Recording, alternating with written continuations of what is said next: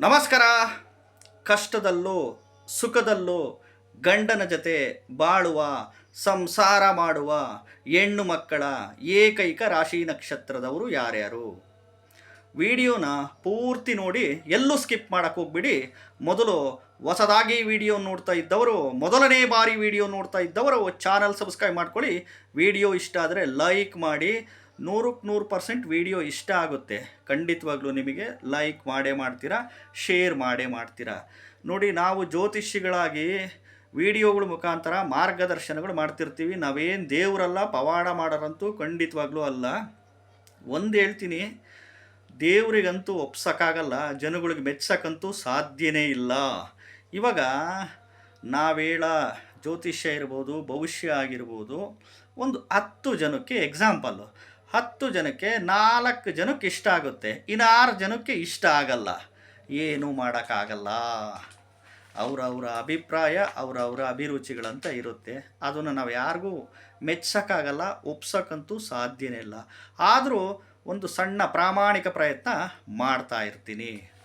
ನೋಡಿ, ಗಂಡನ ಜೊತೆ ಕಷ್ಟದಲ್ಲೂ ಸುಖದಲ್ಲೂ ಹೊಂದಿಕೊಂಡು ಬಾಳಿಕೊಂಡು ಸಂಸಾರ ಮಾಡುವ ಹೆಣ್ಣು ಮಕ್ಕಳ ರಾಶಿ ನಕ್ಷತ್ರದವರು ಯಾರ್ಯಾರಪ್ಪ ಅಂತಂದರೆ, ಮೇಷರಾಶಿ ಕೃತಿಕಾ ನಕ್ಷತ್ರ, ವೃಷಭ ರಾಶಿ ಕೃತಿಕಾ ನಕ್ಷತ್ರ, ಮಿಥುನ ರಾಶಿ ಪುನರ್ವಸು ನಕ್ಷತ್ರ, ಕಟಕ ರಾಶಿ ಪುನರ್ವಸು ನಕ್ಷತ್ರ, ಸಿಂಹ ರಾಶಿ ಉತ್ತರ ನಕ್ಷತ್ರ, ಕನ್ಯಾ ರಾಶಿ ಚಿತ್ತಾ ನಕ್ಷತ್ರ, ಕನ್ಯಾ ರಾಶಿ ಉತ್ತರ ನಕ್ಷತ್ರ, ತುಲಾ ರಾಶಿ ವಿಶಾಖ ನಕ್ಷತ್ರ, ವೃಶ್ಚಿಕ ರಾಶಿ ವಿಶಾಖ ನಕ್ಷತ್ರ, ಧನಸ್ಸು ರಾಶಿ ಪೂರ್ವಾಷಾಢ, ಕುಂಭ ರಾಶಿ ಪೂರ್ವಭದ್ರ ನಕ್ಷತ್ರ, ಮೀನ ರಾಶಿ ಪೂರ್ವಭದ್ರ ನಕ್ಷತ್ರ, ಇನ್ನು ಮಕರ ರಾಶಿ ಧನಿಷ್ಠ ನಕ್ಷತ್ರದವರು.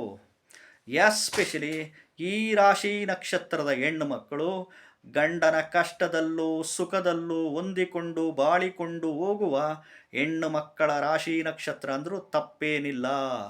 ನೋಡ್ರಿ, ಹಿಂದಿನ ಕಾಲಕ್ಕೂ ನಾವು ಹೋದರೆ, ಈ ಒಂದು 70 ವರ್ಷ 80 ವರ್ಷ 90 ವರ್ಷ 100 ವರ್ಷದ ಹಿಂದ್ಗಡೆನೂ ಹೋದರೂ ಎಸ್ಪೆಷಲಿ ಇದೇ ರಾಶಿ ನಕ್ಷತ್ರದವರು ಜಾಸ್ತಿ ಇರ್ತಾರೆ. ಇವಾಗ ಈಗಿನ ಕಾಲಕ್ಕೆ ಕಂಪೇರ್ ಮಾಡ್ಕೊಂಡಾಗ, ಇವಾಗ 2010 2015 20 2000 ಹಿಂದೆ ಈಚೆ ಕಡೆ ನಾವು ನೋಡಿಕೊಂಡಾಗ, ನಾನು ತುಂಬ ಜಾತಕಗಳು ಅನಾಲಿಸಿಸ್ ಮಾಡಿದಾಗ ಈಗ ನನಗೆ ಎಸ್ಪೆಷಲಿ ಈ ರಾಶಿ ನಕ್ಷತ್ರದ ಹೆಣ್ಣು ಮಕ್ಕಳು ಕಂಡು ಬಂದಿದ್ದಾರೆ. 100ಕ್ಕೆ ಒಂದು 50% ಆಫ್ ದಿ ಪೀಪಲ್ಸ್ ಎಸ್ಪೆಷಲಿ ಈ ರಾಶಿ ನಕ್ಷತ್ರದ ಹೆಣ್ಣು ಮಕ್ಕಳೇ ಆಗಿರ್ತಾರೆ. ಖಂಡಿತವಾಗ್ಲೂ ಹೇಳ್ತಾ ಇದ್ದೀನಲ್ಲ, ಈಗ ಹಣಕ್ಕೋಸ್ಕರ, ಆಸ್ತಿಗೋಸ್ಕರ, ದುಡ್ಡಿಗೋಸ್ಕರ ಸಂಸಾರ ಮಾಡೋದು, ಜೀವನಗಳು ಮಾಡೋದು, ಅದು ಬೇರೆ ಥರ ಇರುತ್ತೆ ಬಿಡಿ. ರಾಶಿ ನಕ್ಷತ್ರದವರು ಅವರಿಗೆಲ್ಲ ಜಾತಕದಲ್ಲಿ ಈ ಒಂದೊಂದು ದಶಾಭುಕ್ತಿಗಳಲ್ಲಿ ಒಂದೊಂದು ಮನೆಗಳು ಆಪ್ರೇಟ್ ಆಗಿಬಿಟ್ಟಿರ್ತವೆ. ಅವು ಬಂದಾಗ ಭಾಳ ಕಷ್ಟ, ಹೊಂದಾಣಿಕೆ ಮಾಡ್ಕೊಂಡು ಹೋಗೋದು ಭಾಳ ಕಷ್ಟ ಆಗುತ್ತೆ. ಆವಾಗ ಬರೀ ಜಗಳ, ಕಲಹ, ಮನಸ್ತಾಪ, ಭಿನ್ನಾಭಿಪ್ರಾಯ, ಕೋರ್ಟು ಕಚೇರಿ, ಪೊಲೀಸ್ ಸ್ಟೇಷನ್, ಡೈವರ್ಸ್ ವ್ಯಾಜ್ಯಗಳು ಆಗೋಗ್ಬಿಡ್ತವೆ. ಎಷ್ಟೋ ಕಡೆ ಸುಮ್ಮನೆ ಮಾಟ ಮಂತ್ರ ಮಾಡಿಬಿಟ್ಟಿದ್ದಾರೆ, ನಮಗೆ ಮಾಟ ಮಂತ್ರ ಮಾಡಿಸ್ಬಿಟ್ಟಿದ್ದಾರೆ ಯಾರೋ, ನಮಗೆ ಅದಕ್ಕೆ ಹಂಗಾಗ್ತೈತಿ, ನಮಗೆ ಹಿಂಗಾಗ್ತೈತಿ ಅಂತ ಏನೇನೋ ಕಲ್ಪನೆಗಳು ಕಟ್ಕೊಂಬಿಟ್ಟಿರ್ತೀರಾ. ಅದೆಲ್ಲ ಆಗಲ್ಲ ಕೆಲಸ, ಅರ್ಥ ಮಾಡ್ಕೊಳ್ಳಿ. ಹಂಗೆಲ್ಲ ಮಾಟ ಮಂತ್ರ ವಾಮಾಚಾರ ಎಲ್ಲ ಮಾಡಂಗಿದ್ದು ಬಿಟ್ಟಿದ್ರೆ ಇವತ್ತು ಮುಖ್ಯಮಂತ್ರಿ ಮೇಲೆ, ಪ್ರಧಾನಮಂತ್ರಿಗಳ ಮೇಲೆ ಮಾಡಿಬಿಡ್ಬೋದು ಅಲ್ವಾ?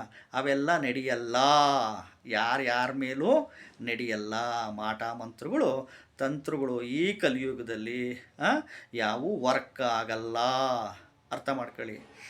ಮತ್ತು ಕಷ್ಟದಲ್ಲಿ ಸುಖದಲ್ಲಿ ಹೊಂದಿಕೊಂಡು ಗಂಡನ ಜೊತೆ ಬಾಳುವ ಸಂಸಾರ ಮಾಡುವ ರಾಶಿ ನಕ್ಷತ್ರದವರು ಯಾರಪ್ಪ ಅಂತಂದರೆ, ಖಂಡಿತವಾಗ್ಲೂ ಇದೇ ರಾಶಿ ನಕ್ಷತ್ರದವರು ಆಗಿರ್ತಾರೆ. ಅರ್ಥ ಆಯ್ತಾ? ಹೊಸದಾಗಿ ವಿಡಿಯೋ ನೋಡ್ತಾ ಇದ್ದವರು, ಮೊದಲನೇ ಬಾರಿ ವಿಡಿಯೋ ನೋಡ್ತಾ ಇದ್ದವರು ಚಾನಲ್ ಸಬ್ಸ್ಕ್ರೈಬ್ ಮಾಡ್ಕೊಳ್ಳಿ. ವಿಡಿಯೋ ಇಷ್ಟ ಆದರೆ ಲೈಕ್ ಮಾಡಿ. ನಮಸ್ಕಾರ.